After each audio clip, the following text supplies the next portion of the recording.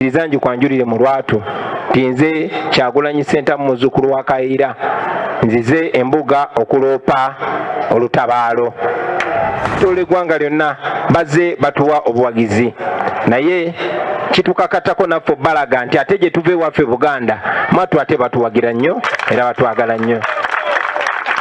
Mu mbeera eyo mukadde wange nzikiriza mu butongole mpaabe olutabaalo. Mu nnono yaffe tumanyi nti emikisa tugijja mbuga era bwe kuba kwe kusiima kwa ekitiibwa nve wano ng'omukisa ogwo n'emikisa gy'abajjajjaffe ngenze nagyo. Mukadde wange nzikiriza mu mbeera y'emu ate njogereko n'abaana ba Uganda ensonga ey'Abannayuganda ababadde nga beemulugunya. Njagala okutwala omukisa okubategeeza nti bannange abo bannaffe ababeereyo ne beemulugunya abamu ne batuuka n'okusiiwuka empisa ne bakozesa oboolyawo ebigambo ebitasaanidde. Njagala okubategeeza nti Buganda si ye mulabe wammwe. Oweekitiibwa Katikkiro si ye mulabe wammwe. Omulabe wammwe n'omulabe w'abantu bonna naddala Bannayuganda bwe butali bwenkanya. Kale nno njagala obasaba maaso ga Katikkiro nti ebitala byammwe mubikyuse mubitunulize obutali bwenkanya.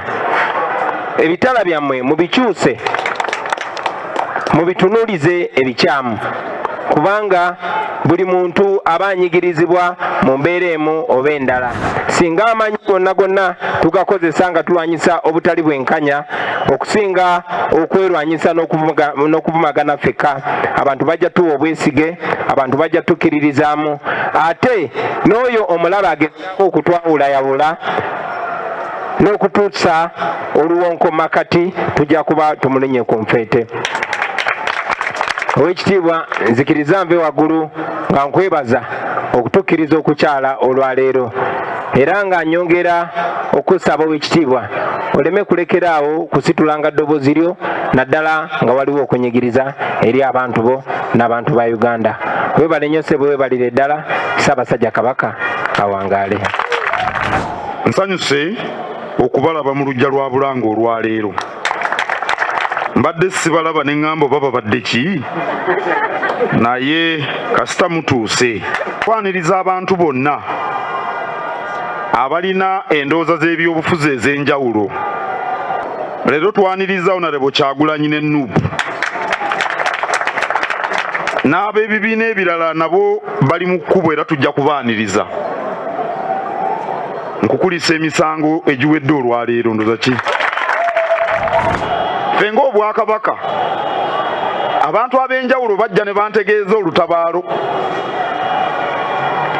Kankozese ekifo ekirina omuntu eyeegwanyiza ow'Engeye Honorable Nabiila Naggayi. Lord Mayor Erias Lukwago yajja ewange n'antegeeza nti nno naye ayagala kuddamu ku bwa Lord Mayor oyo we FDC. Nkyagenda mu maaso. Nabiila Naggayi ono gwe mulaba wa Nuupu mukyala wa Kabaka ebyettofaali Mwankole twabirimu n'alikuŋŋaanya Mwankole eyo yeddiranga ye mu Nkenga. Joseph Mayanja Chameleon oba talina kibiina simanyi bulungi naye yeddiranga Bikkojjange. Waliwo n'agambye nti muyimbi mulungi. Tugamba nti abalonzi mulonde abo abanaafaayo ku nsonga za Buganda. Obwo obubaka Kabaka yabutuwanga ennaku z'omwezi 8 omwezi guno. Mulonde abantu abafaayo ku nsonga za Buganda. Ffe obubaka obwo tubugaziyaamu katono ne tugamba nti abalonzi balonde abo abanaanwanirira ensonga za Buganda Ssemasonga 5. Kabaka talina baana na byana, mwenna muli baana be.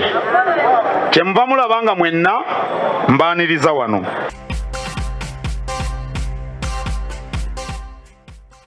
Okedde ndowooza ate ebigambo by'owekitiibwa mubiwulidde bulungi babategeeza buli omu mwana tetulina byana buli omu mwana wano mu Buganda tweyanziza ate ebigambo ebirungi we bityo munnanga ate tukyagendera ddala mu lugambo twakufuniddeyo abayimbi ab'enjawulo bannakatemba bannange Uganda enyuma ne tusooka ate ne tugwa ku mwana mulenzi Ashbag Kato ennaku eziyise of course that was yesterday ennaku zino eza wiiki eno azze atolotooma agamba bamuwampumu Ashbag Kato nagamba bamuwampumumpu era we yafuna ente yakoma kuziwulira nti era yewe yatuukayo bamugamba muwadde ente 5 zabulira ku Okero House ne tugamba Okero House where did you take cow ne yaba muwampumumpu ebyaddala yavuddeyo mu post ze yatadde ku Facebook pages ze n'atutegeeza nti bannange struggle tuwuba naye ebintu bye batusuubiza tebiriyo abantu ne bamugamba ndowooza kookirabe nga munnange watulyamu wano olukwe nawe kowulirewe kiri mu omuntu okusuubiza oba naakuvaamu